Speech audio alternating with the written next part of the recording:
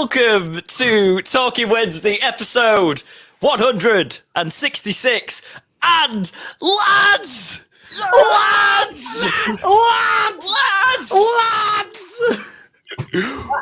we are staying.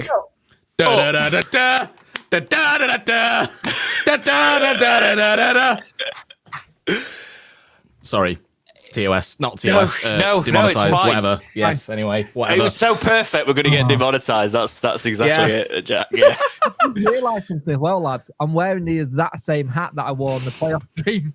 Oh yeah, you are.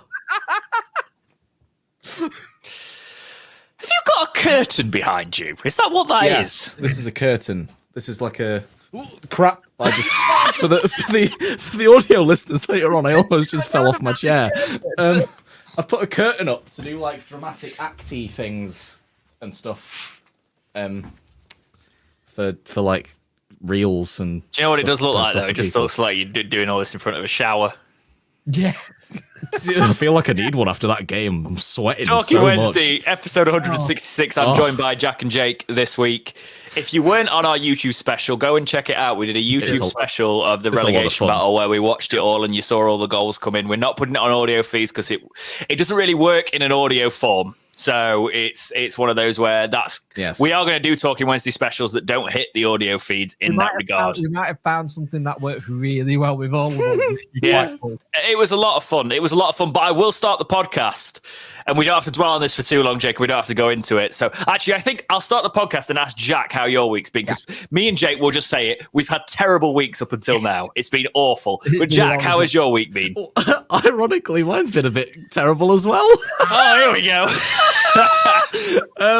Yeah, just lots of delays on things that I thought were like, you know when you feel like you're really steamrolling in progress and stuff, and then so, for some reason there's like some sort of stopper that comes along and just kind of clamps you and drags you back a little bit. That's how I feel like this week's gone a little bit. Just a lot of delays on things that I thought were steamrolling ahead, and just working over those and working around them, that sort of thing. But yeah, just annoying. Like, but it's bringing it up again. But Bethesda updating Fallout 4, which has halted the progress on what effectively is my big voice acting debut for a long time, potentially, with depending on how long they take to get it all fixed. And that's my week. That's just lots of that, just lots of stuff like that. Anyway, but it's great now. Oh, it's great now. I was going to say, but now today, Sheffield Wednesday. Yeah. 100%. Now Sheffield Wednesday have confirmed they're in the championship for one more year at least. It's great. It's great.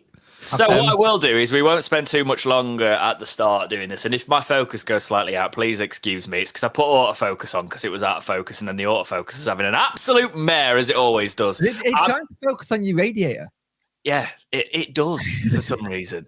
But as I am a host, and some people don't understand what hosts do on podcasts, I will throw it over to Jake and ask, how are you feeling? We've just played Sunderland. We've won 2-0. Sheffield Wednesday have stayed up. I said at the start of the season, survival will be all I want, because I didn't see us having a good situation, and we've done it. We played some really good football to do it. We got a very good young manager who we now need to back. Again, the issue is that everyone got is that it's DC. But the thing is, to people who are getting worried about that, we're only getting PTSD because of last year. Most of the times, he's actually given manager quite a lot of time to build something and do something, and he had backed them to a point. So don't use last summer PTSD to affect it now. But going into this game, like we said before, terrible week, lots of seizures, done me head in. Why I've got this, because it's giving me like something to do with my hand, because my hand keeps cramping up. And it's been a hell of a week, but it's been a hell of a season, because I don't think anyone thought we could do this when we were 13 points. Josh Windass. Sorry, Jake. I know you. I've got to say this straight away. So Josh Windass has just tweeted Huddersfield Town's tweet that said Huddersfield Town 4, Sheffield Wednesday 0. This is fun, isn't it? And Josh Windass has quote tweeted going, so fun.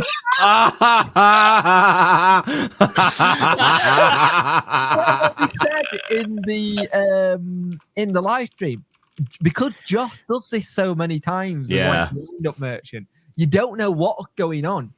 And the thing is, it's a big summer coming up, but we've done the main thing. We did our job and we did what we said needed to be done. And Danny have made history again. Wednesday have made history again. So we had it last season where we made history in the playoffs. We have made history this year with Sheffield Wednesday have become the first team in championship history to stay up after 13 matches winless start. They had 6 points on the board from 17 matches, and they were 10 points adrift. Is that Dom Howson's tweet? Yeah. Just for some credit there, but it's been fantastic. Jack, your feeling after that adrenaline rush? It's so weird. I was so like amped up on energy, and now that we've like an hour or so later, I've just crashed. Like I just feel so dazed and so like. But this is exactly how I felt after the playoff win at Wembley as well. Yeah. It's such a high of like, oh my god, we did it. Everybody doubted us. And that high of like, yes, we did it. We beat the odds. We defied every expectation that was put upon us for the first sort of half of the season, I guess. And we've actually done it. And like, I always felt like we could do it. I never really said like, yeah, we're down. That's it. I never really said that to myself ever. I thought, you know what? Jay did multiple times. Yep. I was never firmly ever in the camp of like, oh, okay, that's it. We're done. We're down. Time to rebuild. Whatever. I've always mostly been like, yes, actually. From week to week. 1 week I think we're down. 1 week. It was that though, because the thing is, right? I was never angry at Danny. That's the one thing that's been the thing that. Well, but we took some batterings, such as the 4-0 Huddersfield. So fun. But it's one of those things where so fun. You have those sort of things, and you go, we're absolutely done. There's no way. And then the next week you get a result, and you're like. But I wasn't angry at Danny. I was like, I said this when he came in. There will be times when he's trying to build this team. We're playing a certain style. The style we play, you will leak goals if you switch off. And that's what we've done in certain situations. But just sticking to his philosophy. But you know what? It wasn't just that.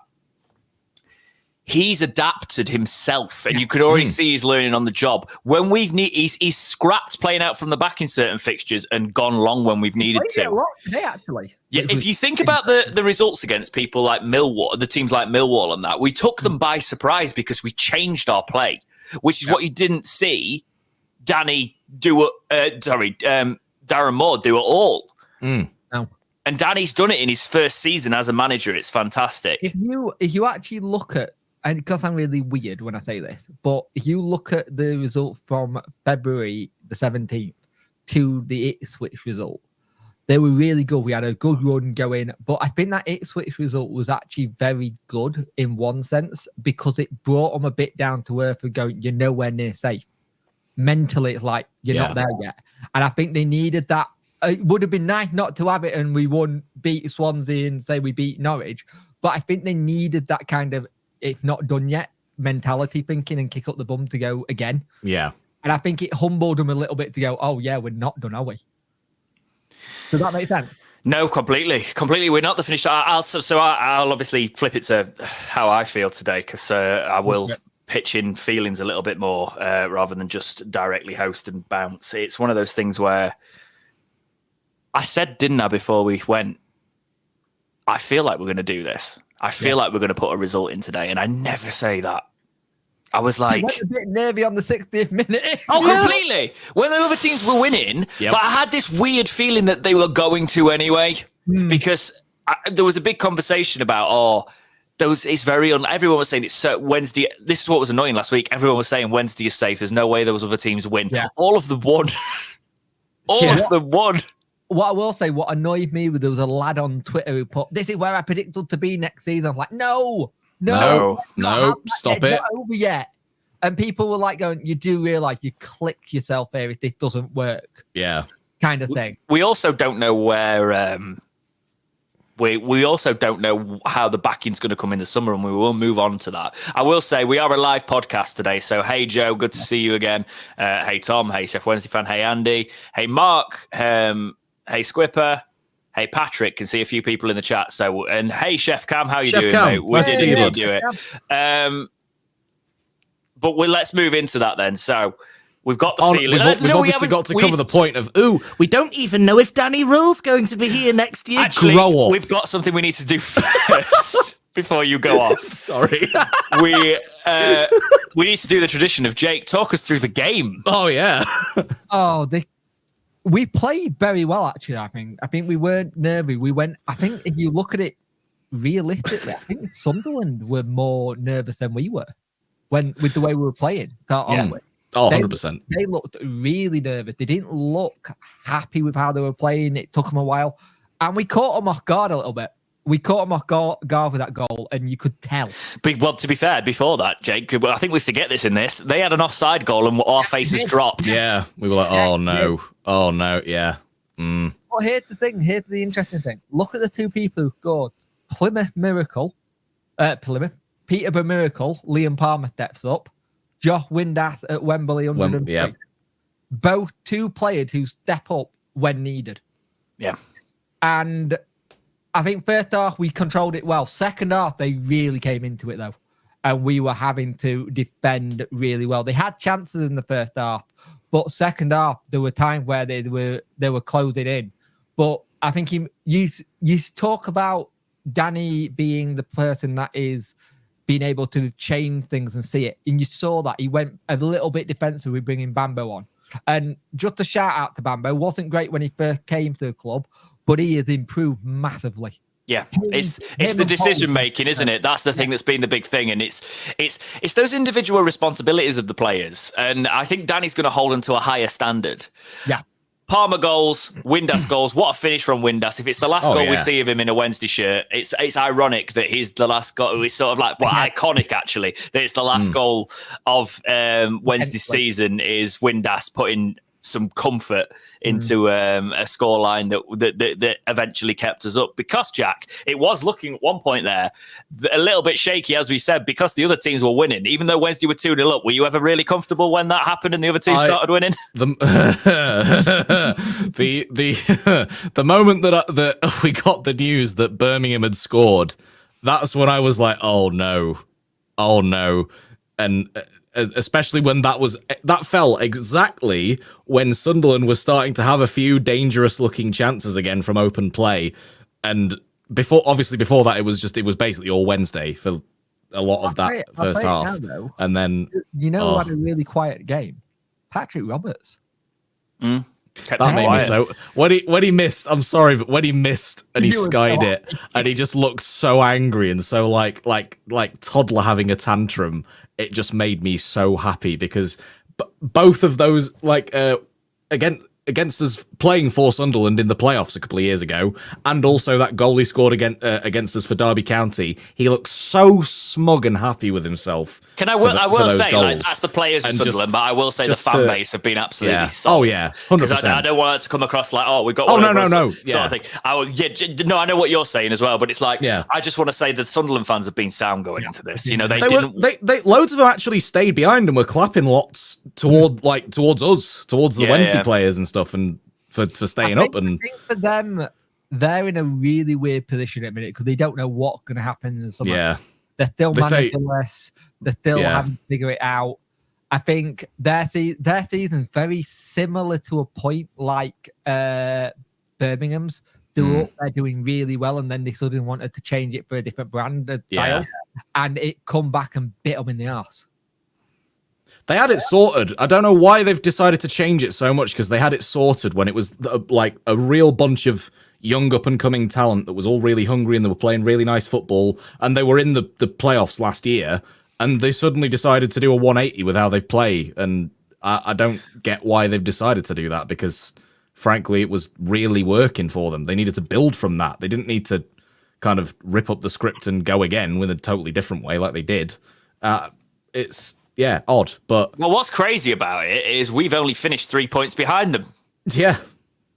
Given the situation we were in, I literally just had it that I just had to like get rid of a comment on something that just popped up on that. I just had it that I said, "Oh, you're winning like you won the Champions League." Sod off. With the season we've had, I'm gonna win it like we just done that. Celebrate it. What's football all about, right? What is football all about? One of the things to celebrate. Do you know one of the we are? Don't rise to it, Jay. But I will say the one thing about this absolutely beautiful about English football is we have a relegation system and a promotion system, and it's part of the heritage. So everything matters. Every game matters. You can't stink out a league and stay in it like you can in American sports. You have if you're mid-table, it's actually sometimes the most boring place to be because you've never got anything to play for if you're a constant mid-table squad. If you're going for promotion or that squad that needs to survive, you've got something on the line every day. Don't get me wrong, I would have happily taken a mid-table boring season last season, and I potentially would take it next season as well as we're rebuilding. Do you know what I mean? But it's one of those. I just hate this kind of thing where if your team does well when it's that dramatic kind of thing and stuff, like we haven't gone overboard as the players have kind of thing. They celebrated like they would do, but you think about where we were when Danny came in, everyone wrote us off. So for us to bring that off and do that, I'm going to celebrate it like we won to go up versus Peterborough. Because if you're not allowed to celebrate, if that's going to be the case, you might as well turn around to fans and go, we're going to VAR every single celebration you have. Exactly. But it also solidifies that result of the Peterborough result. That's why I was so ecstatic, because it makes it worth more, in my opinion. It's worth more because it matters more, because we kept it. We stayed up. We've not just done that last season. We've stayed up and really made it count. Because otherwise, it'd have meant for nothing. We'd have had to go through now we're still going to have to rebuild, but we're rebuilding with Danny Rohl at the helm, which we'll talk about again in a minute. And we are rebuilding with a championship status without the financial hit we were going to take. Also, new TV. Here's the big thing. I love how our minds are the exact same. I literally was about to say, with the Sky deal coming in, with iFollow, staying in the championship is massive because we will be on a lot more. Oh, yeah. Yeah. That's where we both went. Yeah, straight away. I think the thing that I loved with the celebration at the end when they were just on the backroom staff, and you see Danny like push the media bloke out the way to just go a big. You could hear it with Danny before he even said it, because you could hear his accent and and he said in the press conference, and every fan he's met, he said, "Thank me once it's done."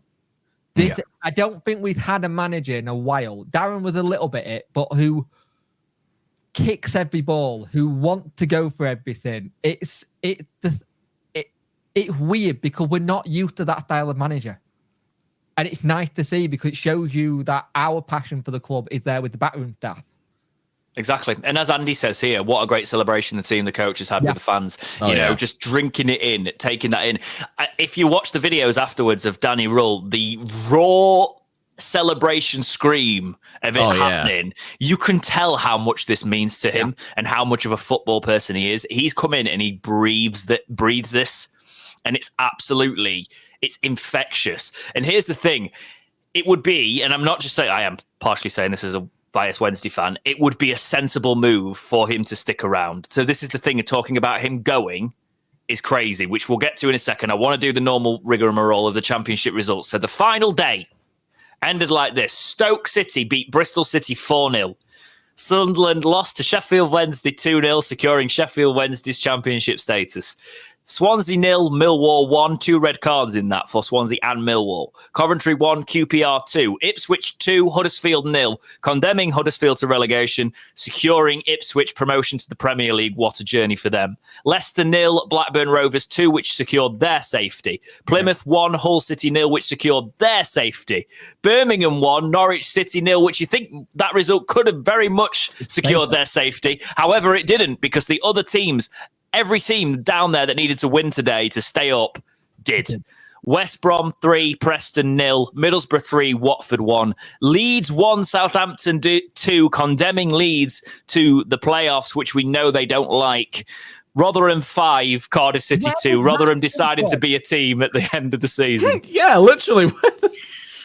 You know what the thing with that is? That it's the packed sausage effect, isn't it? Before we have the situation where we think, let's do the usual kind of say, commiseration to Rotherham, yes, Huddersfield, and Birmingham City, because we've been here, we've done this. Especially Birmingham City, because they turned up today. Yeah.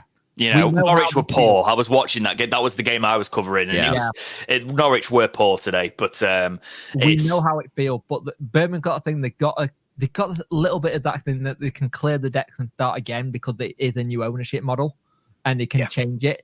But they got to learn from what they just did, because you're going to have a bit of the fan base will let it slide. But if you're in League One for a long time, that won't get to be able to slide for too long.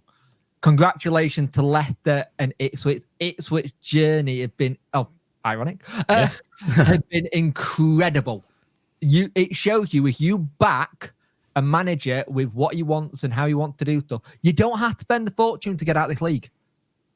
It's been shown time and time again. You don't have to spend a fortune. You just have to get the right players in who fit that kind of way of playing. Ipswich back-to-back promotions. Every team that came up from League One stayed up. Yes.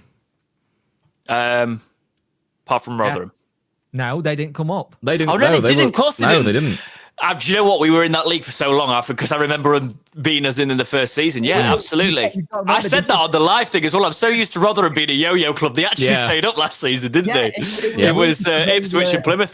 You know, because Ipswich are doing so well, my brain switched off. I was like, oh, Ipswich. They did. That's mental, isn't it? Here's the mental thing is, again, it's gone down to the wire on each thing for us and Plymouth kind of thing. They were fighting between titles and stuff.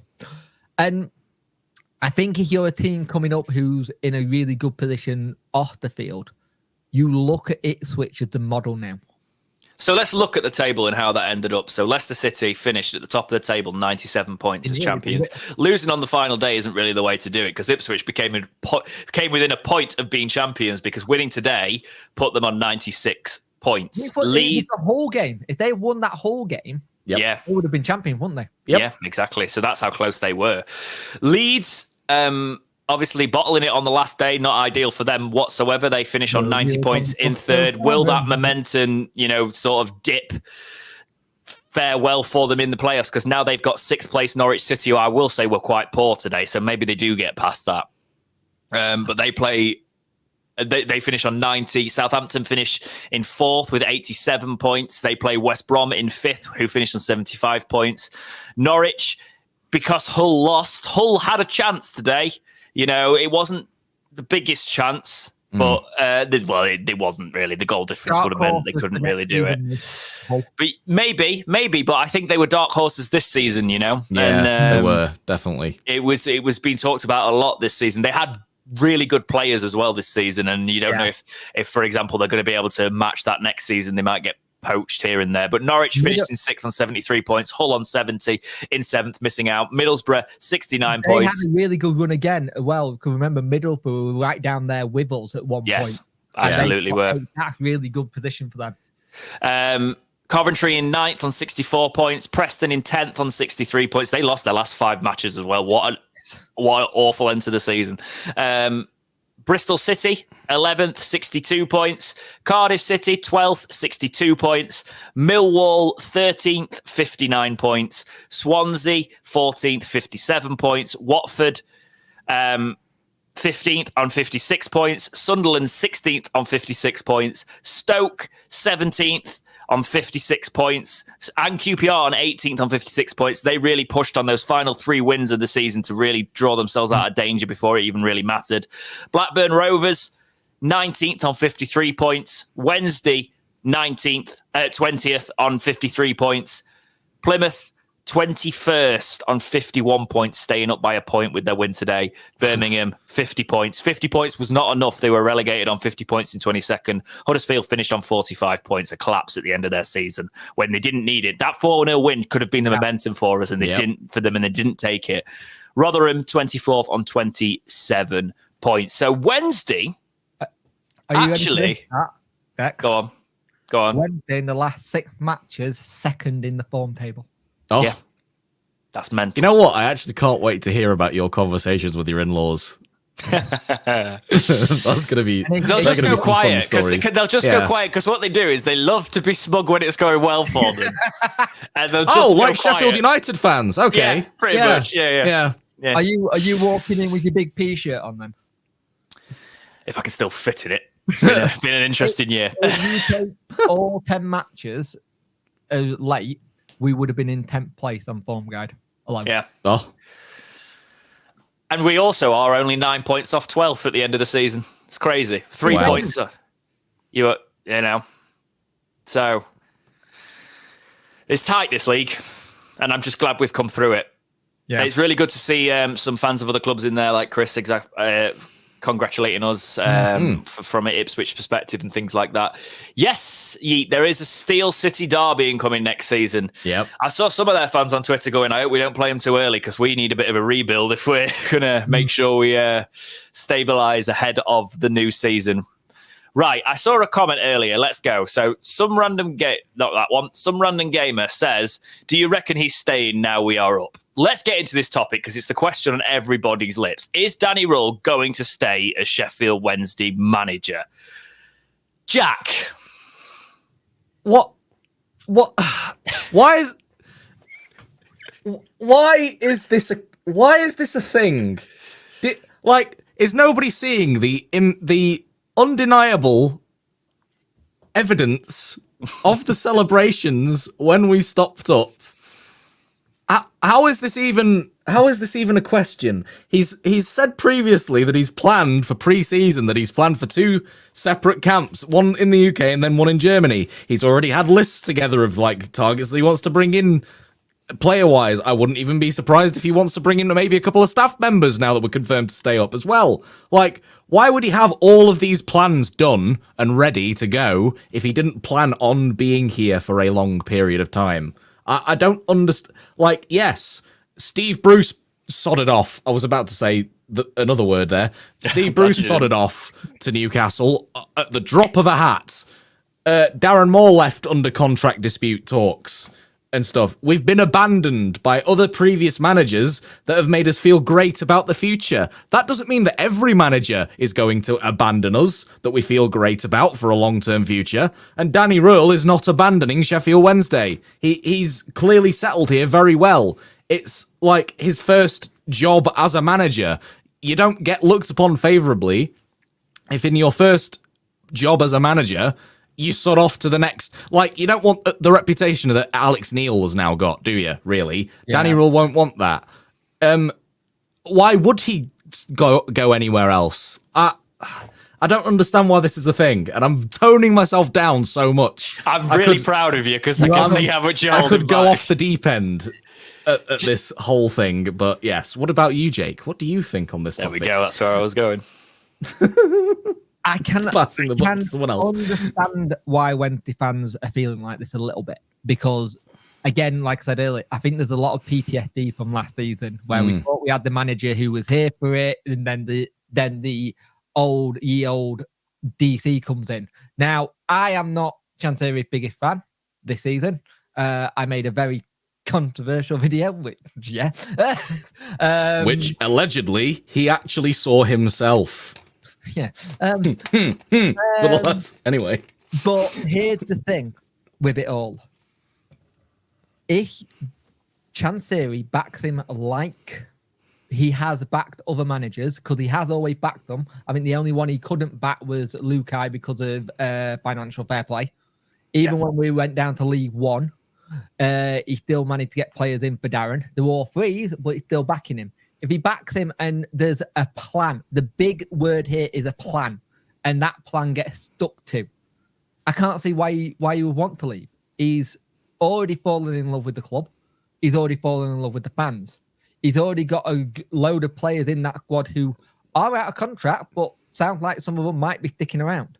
He's already got in backroom staff who he trusts and wants to use. I don't see why you want to leave when you're starting to build that. The only thing that I could see it is if he wanted to be back home in Germany with wife and kids if they can't get things working that way.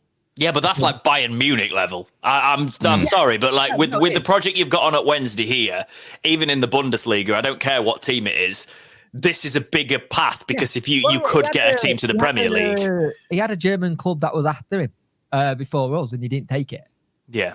And I think he's what's the word? Don't use big words. He managed to get himself sorted in a position where he can build something and he knows what he wants to do next.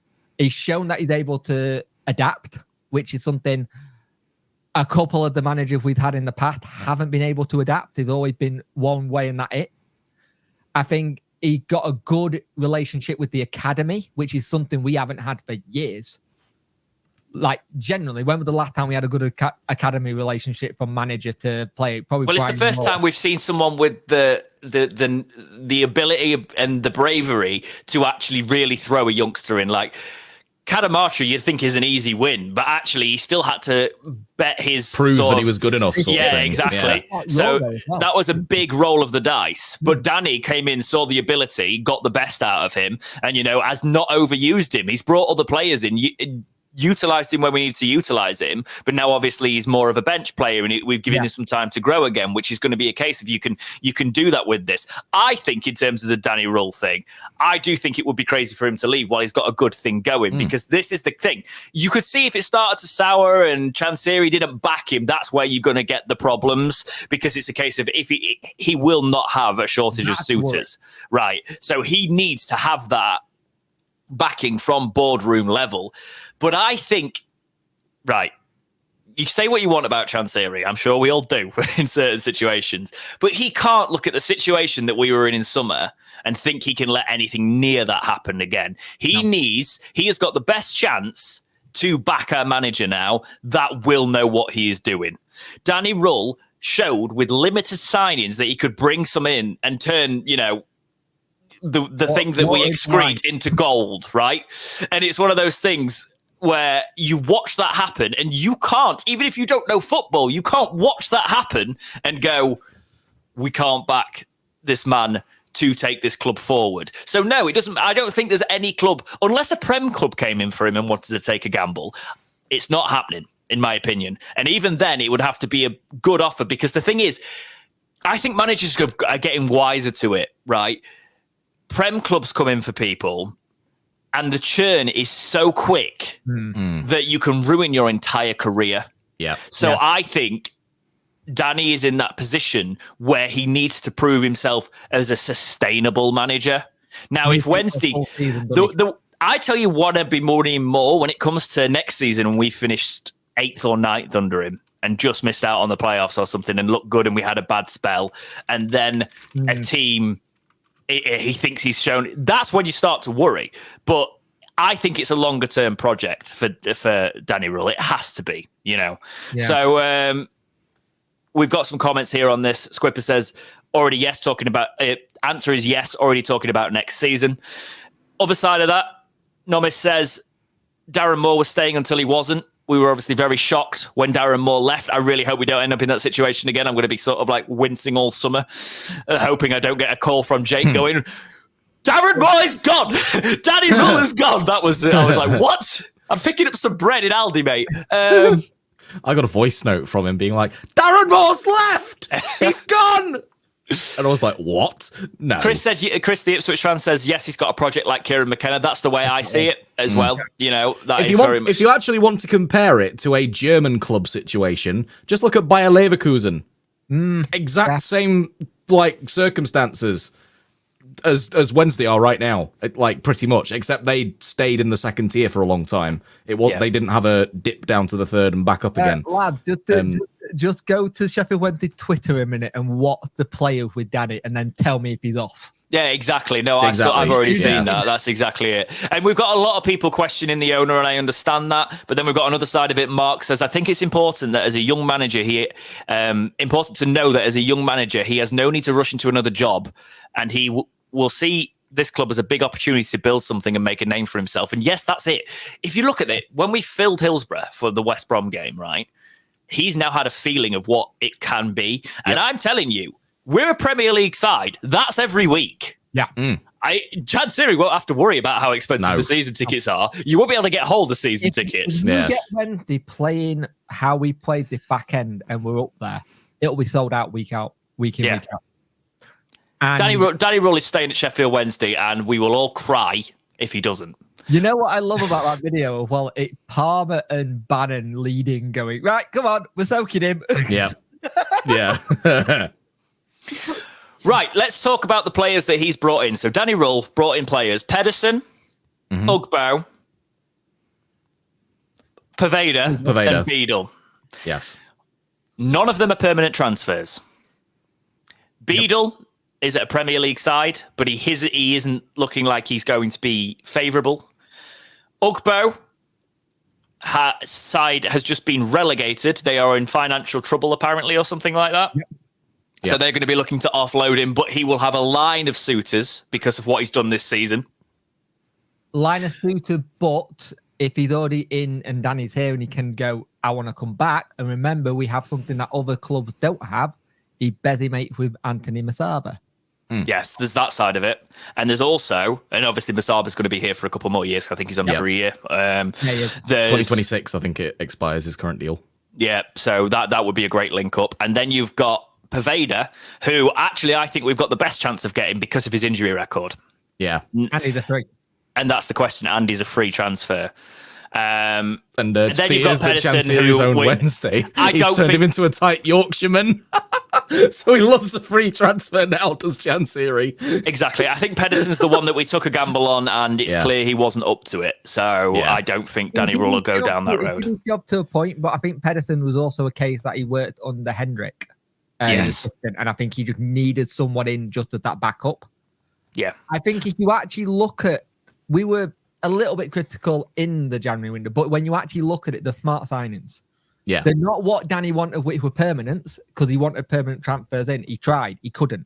And that with where we were in the league, and also here's the other thing, if you're having to convince players to come to Danny now, Danny can go, well, I did this, and this is where I was when I came in. Do you not think I'm going to be good enough? Because I think he had an issue of being a young manager and no credibility. Yeah, absolutely. And I think he's got it now. And he's got a team around him that are absolutely fantastic. So let's start this and let's talk about the players individually. So quickly, Pedersen, Jack. I can understand why it's not worked, because he's basically sat on Swansea's bench for like about a year or so. So I can understand why he's been very rusty. But other than that, all the signings have been top class. I mean, look at how even Beadle. I'm shocked that we haven't mentioned Beadle first and foremost, because he's been phenomenal. Like, he had his first 2 games maybe were quite shaky, because I think that was the adjustment of League One to the Championship. But he's been phenomenal. He's kept us in so many games. So it's a no to going in for Pedersen. It's a no for Pedersen, but it's a yes for the rest of them, basically. Jake, sorry, Pedersen the same, because I'm on the same boat. I just don't think he's worked. Same boat. I think that's an obvious one. Let's talk about Beadle then. I want to focus on Beadle for now. So, such a young player, he got so much confidence. Couple of shaky starts there, though, as he mentioned, Jake. Do you think that'll be a worry, or do you think the way he's come through the season is something that... I think it'll help him a little bit. I think if you have little shaky starts, I think it helps a little bit, because you know where you're vulnerable, and then your coach can help you pick on where you're not doing great. And again, the beautiful thing we've got, Sal is an ex-Brighton coach. He already knows who this lad is. Very similar to what happened with Pedersen. Someone they both worked with before. They wanted to get people in they worked with, or someone worked with, and it worked. And here's the thing. Shaky to start off with, but the last couple of games he's been absolutely superb. Take a drink. Really done well, because if you actually look at what he's done, he's more commanding in his box. He shouts at his defenders more. And he's only 19. The problem we're going to have with Beadle is he's got a contract at Brighton until 2028. Yeah, he's going to cost a lot. So I think if the rumours are true and Brighton don't want to loan him again and want to sell him, then he is going to cost a lot. I do feel... Could you potentially, because he's a keeper, get him for like $1 million? Possibly, especially if he's not in the plan. Because at the minute he is potentially he's not fully proven. Yeah. And they've not had him for... I don't know. My issue is, and it's a big one, would that rub someone like Pierce Charles the wrong way because he's same age and not getting picked, but you're bringing in someone as that same age as? It depends on if Pierce Charles has got... The one thing we learn about our academy keepers is they don't always have a future at the club, and I like Pierce Charles, but it's also a case of Beadle's maturing every single game. Yeah. Beadle's also 6'6". Yeah. Not lucky, does he? It's like... I think the more he gets and the more that the squad trusts him, that's a keeper you build around. Because the thing is with Charles might get his back up, but what Charles needs to do is he needs to go on loan and do what Beadle did at Oxford, and then we'll see. You want some more shade, and Barry Bannon being an ex-Villa, anyone out in Birmingham tonight? Fantastic. So, Poveda, Jack, would the injuries worry you? Not if we properly manage it, because for arguably a lot of the time that Sam Hutchinson was here, we managed the injuries very, very well. Yeah, and I don't think Wednesday get a player with that ability on a free if the injuries weren't a thing. Exactly. Leeds would keep him if the injuries weren't a bit of a thing for him currently or historically at the moment. They wouldn't get rid of him.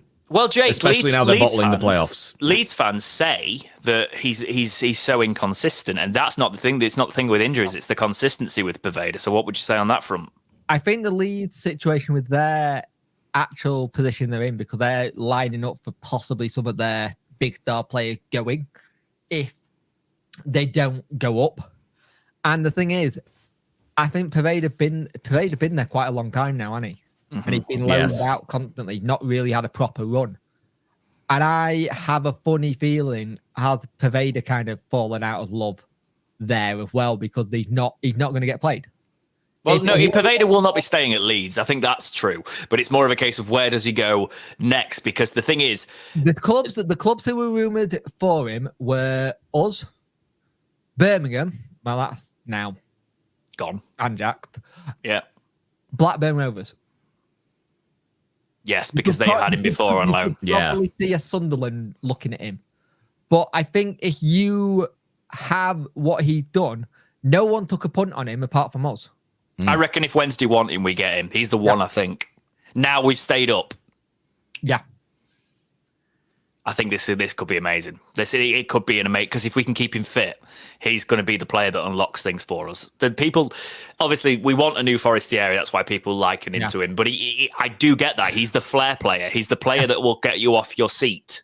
But if you put a Poveda into our squad we've got now, you technically got three, because you've got Masaba, Gassama, and Poveda. But here's the big thing with Windass. Let's be honest, we think Windass is off, right?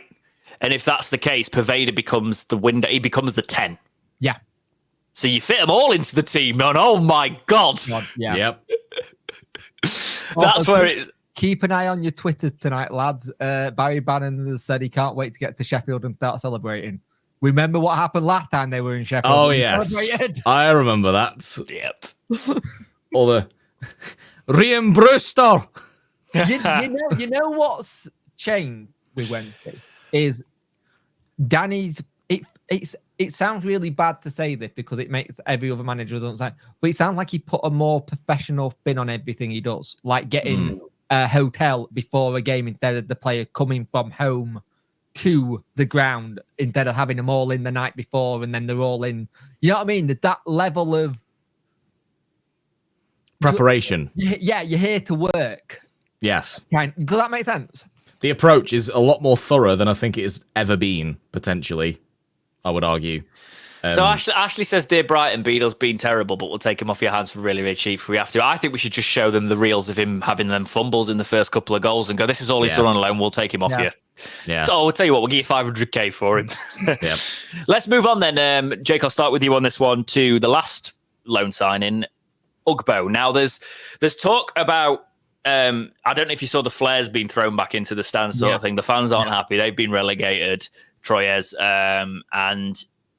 Ugbo seems happy here. What do you think is going to happen here? I think there's going to be a massive fire sale at that club either way. Yeah. And the one thing we got told by Cardiff fan when they had him, all he does is score goals. Well, when we got him, that's all we needed. We didn't need anyone just to run around. We just need a goal going in the back of the net, and he did that. You got the thing where he'd come in and I think, was he joint top scorer for the end of the season for us? He got quite a few. I'll fact check that for you. Carry on. But he come in, he managed to get his game molded to how we want to play with him. And I think for me, if there's a deal to be done and it can be done quickly, get it done as soon as possible if you can.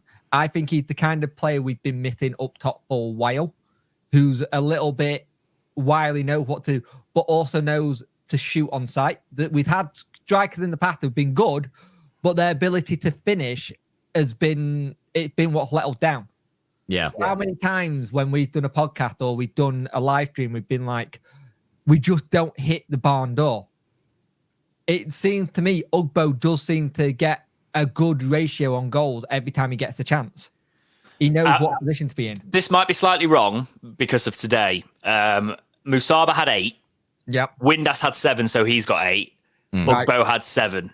So I think he just finished behind that, but he only was with us for half a season. He was only here till January, so that return is quite incredible when you think about it.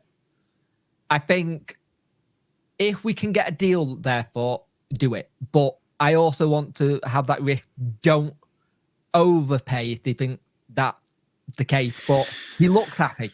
I think though, because they got relegated, I think that reduces his release clause or whatever by a considerable margin, because I know that a lot of news outlets were reporting that it could be potential that, you know, the amount that needed to be paid for him was reduced quite significantly in the event of their relegation. Ugbo's also got until 2026 on his deal, so they'll need to get it because they'll need to get him off the wages, you know, that sort of thing. So I think he's one. How much do you want to spend for him, Jack? How much would you go up to in this situation?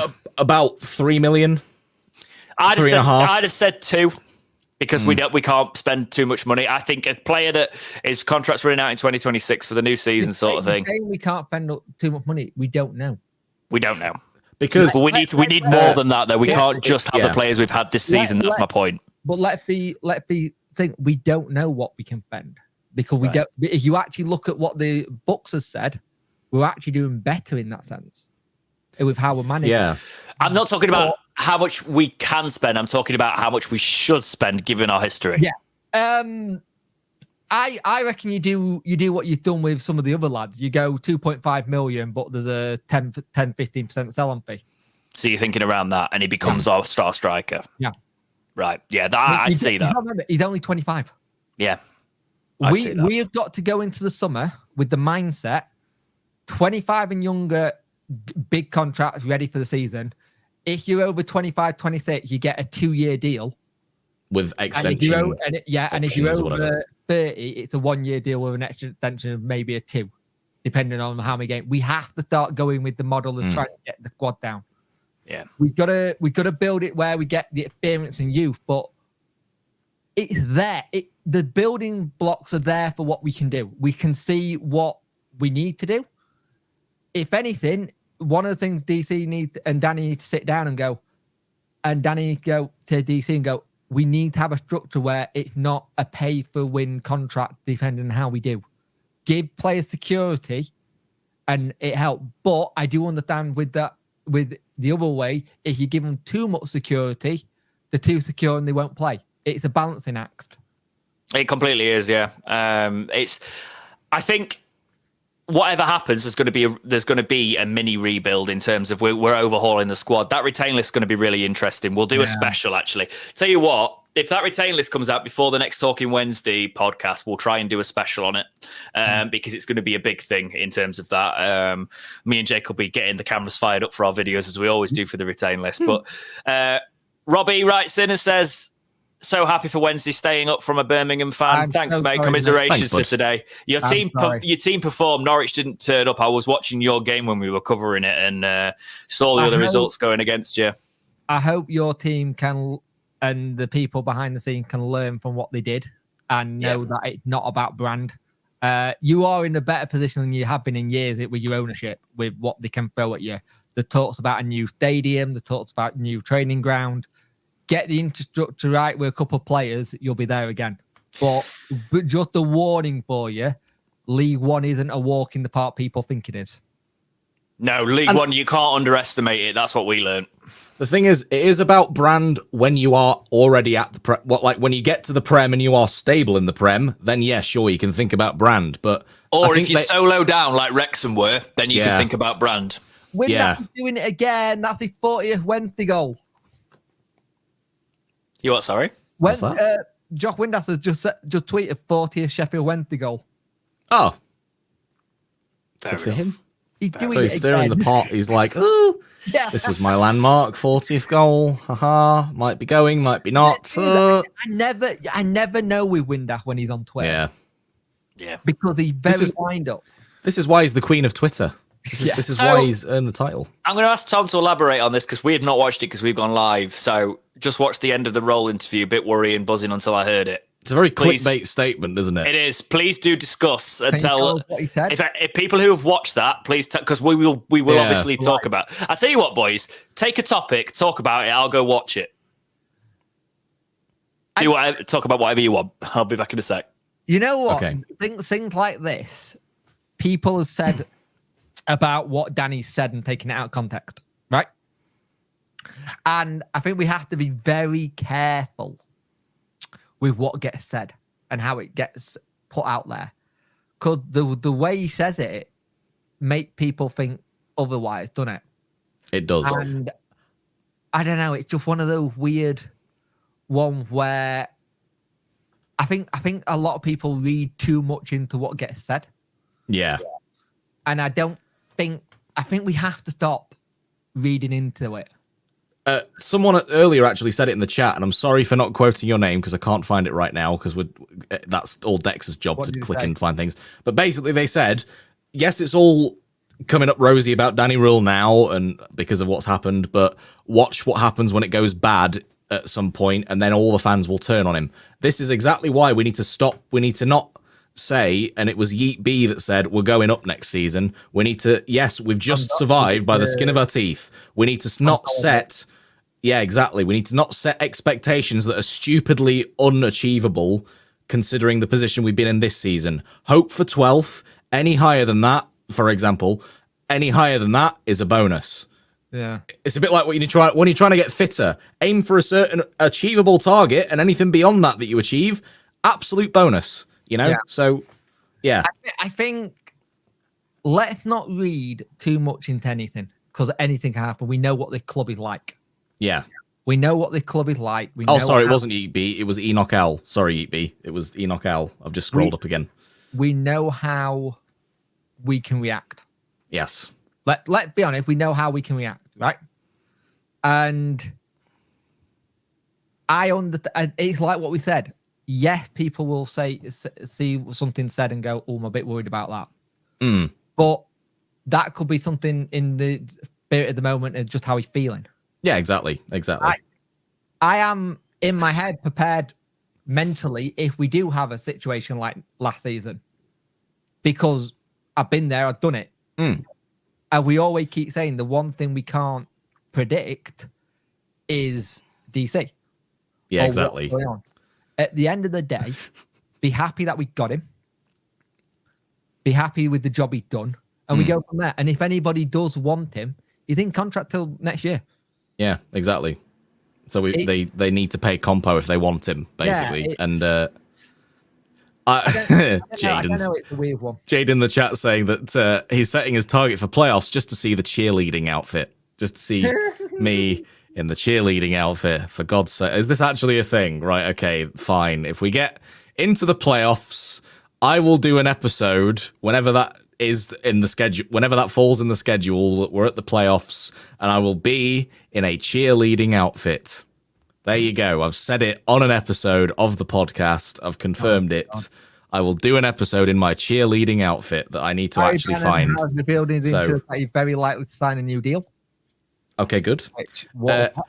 I would like to also touch upon, because it's been said a lot by Danny about infrastructure and the fact that spending money on infrastructure and, like, say, for example, the ancient plans that are still in an archive somewhere about when we had that 2018 World Cup bid, about all the renovations done to Hillsborough Stadium. If that is all done, that doesn't fall under FFP like everyone seems to be really scared about. And like DC himself has said, oh, well, that would fall under FFP, so I can't do that until we're in the Prem. No, it doesn't. All of that side of the football of building up your assets, if you will, spending money on the club in that sense, none of that counts towards your FFP. It's all based on wages and spending money on transfer fees. So if we have the opportunity to do that, James, full send on all of that. But yes, James. No, I'm not. I don't think he said anything that would be non-committal. He hasn't really said anything. I've looked at all the interviews I could find online. Unless he's done one that I've not seen, he's not really said anything about next season. He's talked about the situation that Wednesday found themselves in and clawing their way back. Do you think he's in the here and now and doesn't really want to speak about it as well? Probably. He probably wants to break first, I reckon. He also needs to talk to... You need to have a proper plan, because we didn't know if we were going down or staying up, and there would have been a plan in place for both, but now the work actually has to really start. Yes. Things need to go into motion. And that's the side of it. Did I watch the Rob Staten one? Right. I'll be back. I've got that one if you want it. Okay, Arnold. I'll go get it. And I can't do that. I'll be back. Pick a different topic and talk about it for 5 minutes, and I'll go and watch this. Okay. They can think on the feet now. Right. Now we've done it, right? Now we got introductory all that way. With Wednesday in the position we're now in, do you think we are better in terms of branding? Yes. Is it trying to put us better as a brand now, because we've done two big promotion, one promotion and one survival?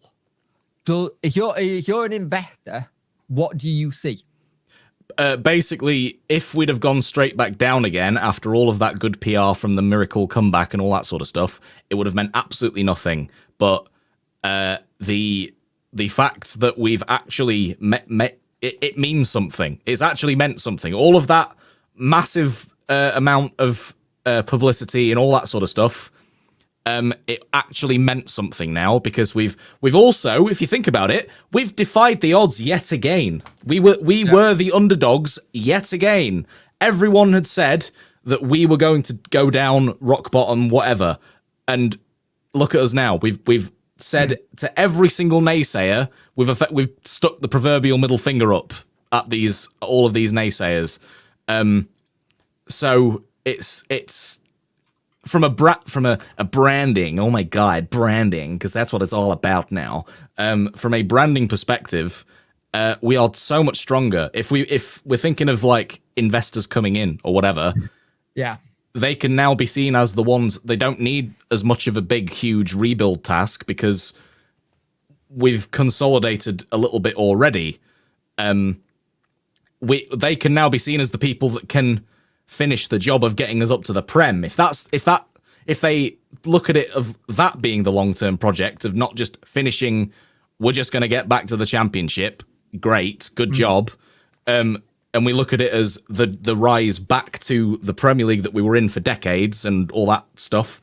They can now come in and be seen as like, oh, we can be the big heroes that finish the job. Like, we can rescue them from. It's not like we're rescuing them from the third tier. It's we're rescuing them from a turbulent owner who's only just managed to get them back up and by the skin of the teeth, and then they stay up by the skin of the teeth again. You know, it's that whole side of it. I think. What do you think, Jake? What would you say about branding, whatever? The thing where if you get the right people to help with it, it can go very well.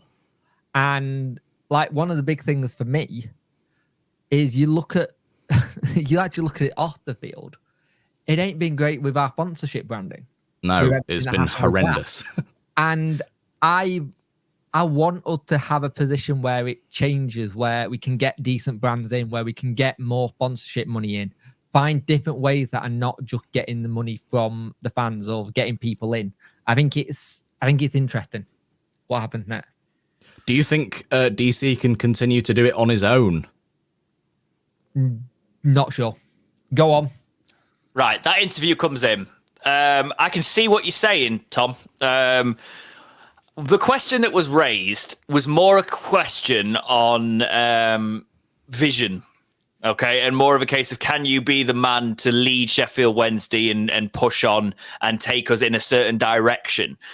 I think I'm going to be an optimist because I think if you watch it in context, you'll see what I mean by this. It's more of a case of he was asked a question about the direction of Sheffield Wednesday.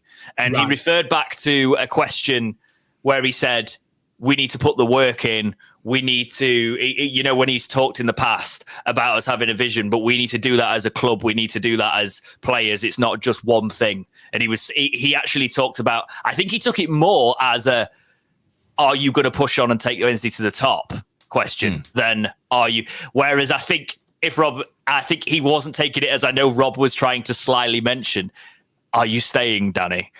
I think he could have just said that. Yeah. Because I think that would have been more of that. You got to think of this language barrier slightly as well, even though it's fantastic English sort of thing. In terms of inference, I wouldn't read too much into that, personally, from what I've just seen. Yeah, he's a very professional, but like when you actually look at him on camera versus the celebrations off camera with the players, he goes very, very ultra professional when he gets talked to by the journalists and stuff. And all of the like Larry sort of celebrate with the lads, all that goes out the window. Like that's him. That's I guess his self that he reserves for only the players and the coaches behind the scenes. He doesn't. It's like having that, like your work self and your like relaxed actual self. Do you know what I mean? You know. I guess you know what I mean. The whole like. The one person out of most of this, I think I said it when he first came in. How much of the good work has Sasha Lenz done with the squad? 100%. Mentally. Because I don't think it gets much praise because they were gone. Their heads were gone. They didn't think they were going to do this. Get your topics in the chat, by the way, because we're coming to the section where we're going to get through all of your topics if you want us to talk about something. But Jake, carry on. I think the work he done with the players and just Danny as well to just keep him on a steady keel when he needed to. And I think it's been undermined a little bit that it's been a good job he's done because it's helped. And I don't think you get the players in that mental place they were in out of it if you don't bring someone in. I think it was crazy because we were thinking like Danny wasn't able to bring in the people he really wanted and stuff. And I just think I'm glad we don't have to think completely what could have been if we'd have gone down with Danny coming in early. But what could have been is crazy, actually. If Danny had had I think our recruitment was fairly good in the summer, actually. That's all right. I think our recruitment was fairly good in the summer. But if Danny had had his mark on it from the off, we'd have been sitting in a very different position, which is why you celebrate this massively, because I think we would, if we'd have gone down today, we'd have been sitting going, oh, he's probably going to go, isn't he? Because there's definitely a project in the champ. Because that's when you think if Sunderland don't get Will still, that's a project he goes to. Yes. But because it was always, I do have a certain perspective of it was always going to be Will Still anyway, because that would make way better ratings on Sunderland Till I Die on Netflix if it was Will Still, the football manager player turned actual football manager. Like that's way more of a sellable headline or whatever on Netflix. But yeah, I do sort of agree, and I also agree on the point of like considering that there were only four of his players brought in, and they've effectively become fan favourites immediately. I think it bodes well for the sort of players that he does want to get in the summer. Absolutely. And what the recruitment will be going forwards. And yeah, the recruitment wasn't bad in the summer, but it was way too late for them to have an effective start, as we saw. And they didn't like Cisco was throwing that whole team of new signings together on the pitch to play each game, and it was going disastrously because nobody knew what the hell the plan was. There wasn't a plan. There wasn't. That's the problem. I mean, allegedly, all they were doing in training was the rondo, and that was it. There was nothing else. Allegedly. Do you know what was interesting? They always what Watford fans says is a vibes manager. Yeah. No tactics, just vibes. You know what? Controversial statement. I think Carlos was like that as well.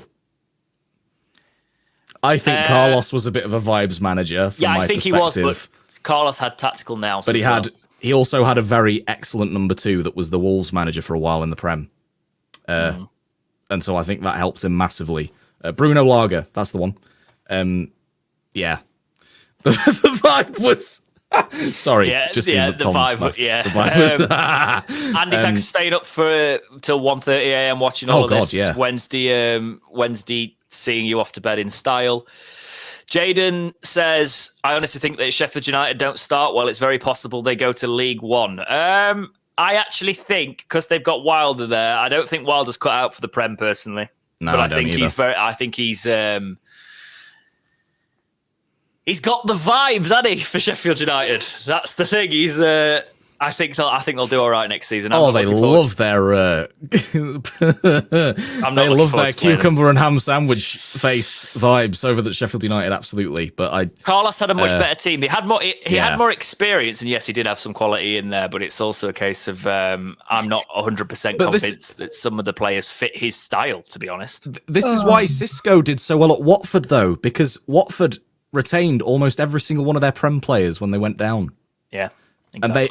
And they were the yo-yo team that year that Cisco won promotion with them, and so it's the same sort of thing of like he did so well because the players already here were Premier League players, sort of thing.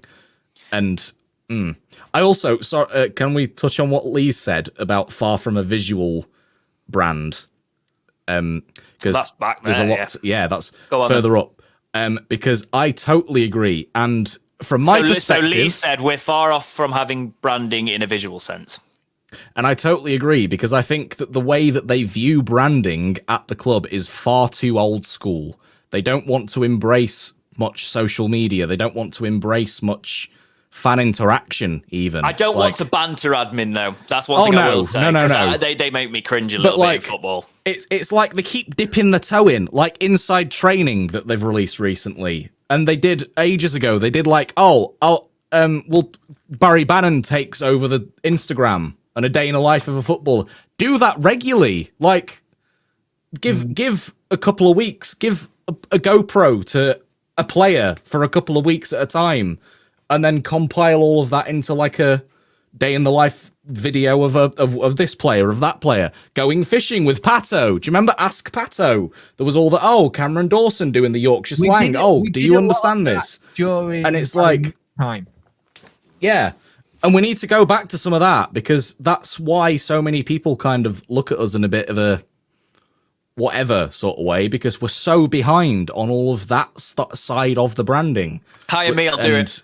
I'm at the time in my life now where I could actually technically do it. So hire me, I'll do it. That'd be interesting, though, wouldn't it? I wouldn't be able to talk about Wednesday at all, really. I'd have to. Podcast. Yeah, exactly. Yeah. I would literally have to hand the podcast over to you boys until that job ended for me. And be like, I'm not saying anything. But yes, it's... We've got a question here from Peter that says, do you think we'll see any German players next season? Obviously, Marco Reus is coming. Yeah, because he's leaving on a free, isn't he? Yeah. He's confirmed. He's leaving on a free. And I think Timo Werner, I don't think Spurs don't sign him. We get him up front. He's a Wednesday fan now. Well, another Timo Horn, who was a fantastic keeper for FC Köln. He's at RB Leipzig. Oh, has he? Yes. He signed in January. I wouldn't be surprised to see some German players come in. You usually see it, don't you? Remember, though, anyone we get from abroad, they've got to go through all the checks. The visa checks. That's the problem now. We only have, I think we only got 3 or 4 spaces left. Yeah. There's not many spaces you get in general, isn't it? Not being political, but thank you very much, Brexit. Anyway. Not being political, ghost political. But it's true. That is the reason. That is the reason. That is the reason. Yeah. Yeah, I think it's something stupid. I think we've got 3 left out of the squad of players we've got now. Yeah. That were allowed that aren't UK national. Yeah. Yeah. You got the beautiful thing with Paveda and Ugbo, the old dual citizenships in England. So that's why they don't technically count. Well, that's the thing. That's the thing that a lot of English clubs are going to have to get their way around now. Just get people having dual citizenship, that sort of thing. It's like Bellingham's actually decided to be Irish on paper. Yes. So he doesn't count as. So he counts as EU. Sorry, because we left. Yeah. The EU. He decided to become Irish on paper, even though he's England's star. Because it doesn't fit a quota for Real Madrid. But yeah, that sort of thing happens. Paveda counts as homegrown. He does because he came through Man City's academy, didn't he? Yep. So there's that as well. I'm going to wrap it up, boys, because we've talked a lot today, and we're just so you do know, we're doing a debrief on Jake's channel tomorrow night. So I'm going to join over there. We'll probably do quite a bit of content this coming week, sort of thing. I've made a video. Jake's made a video. Go check all of that out. Keep your comments coming underneath this podcast. We will want to talk about what your thoughts are a lot next episode. But before we end, Jack, have you got anything to add? Well, we've done it. We've done it, everyone. Everyone said that we couldn't. Everyone outside of Wednesday said that we couldn't. Most Wednesday fans even were saying that we couldn't. And we did. We defied the odds 2 seasons in a row. And I just think that that's a testament to all the Wednesday fans, not just the players, not just the coaches, not just the staff at the club, but it's a testament to the fans for keeping belief and keeping faith and keeping their love for Wednesday, regardless of the fact that it looked like we were doomed to another season or however longer after that in the 3rd division again. And it just shows how big our hearts are for having such a crazy sodding club that is our favourite club to support for whatever reason it is that we keep supporting them. And yes, and to all of you, thank you for the last season of watching us lot talk about it all, despite the fact that maybe some weeks we didn't really want to, and sticking with us through our own personal life turbulence as well that we've had this year. It's been wonderful and can't wait for more. You know, Jake, I feel very lucky to be part of it. Anyway, you are, mate, and we appreciate you. Sorry, thank you for all the support you've given me on my channel, on this channel, on all of us. We strive each season to make something a little bit better, go a bit more improving what we're doing. What you don't see from a podcast or listen to point of view, the conversation we all have behind the scene, the work we do on the shows, the work James does on the edits. This is a passion product for us all. We want to do this because we are diehard Wednesday fans. For me, having other people now to do this with, because it was very lonely before you guys came. I was very on my own. But as a season, it's been up and down, and we tried to keep a positive spin as much as possible, even though sometimes we've gone, this is done. But let's just remember one thing. In a world of Uniteds and cities, there is only one Sheffield Wednesday. Very true. Yes, I would just want to say, you boys have been fantastic this year. We've talked about all of that without getting soppy sort of thing, but it's been depressing at times as well, because when you've got a lot going on and then you've also got Wednesday stuff that is just not going well, it's not been great. And there's been times where we've dragged ourselves in, cheered each other up, took the mick of each other, and also just sort of just brought ourselves up a little bit. And we've also, I'm pleased it's more of a case of I've actually got some proper mates on this podcast now, because it's more about, the podcast could start off in terms of, it's more of a case of I want us all to do well and us all to be happy and us all to love what we're doing. And that's been this year for me. And I've loved chatting to people. I love that people have stuck through it with us. It's obviously we've picked up again towards the end of the season, which is fantastic. Welcome back, everyone. But there was a drop off because of the Wednesday thing. And when you're doing that in the midst of the mud, when, let's be honest, we've never really had a high of this podcast. We started in a championship relegation season, and I thought we were going back to that for us to be able to. Ironic, it picked up at the end like it did last season because we had two big guys. Exactly. Well, we will be here next season. We'll actually be here next week when silly season starts and we talk about everything transfer-wise. But join us tomorrow night on Jake's channel for the debrief. That has been it for episode 166 of the Talking Wednesday podcast. Sheffield Wednesday will be in the championship for another season. But for now, guys, take care, and we will see you in the next episode of Talking Wednesday. See ya. See you later.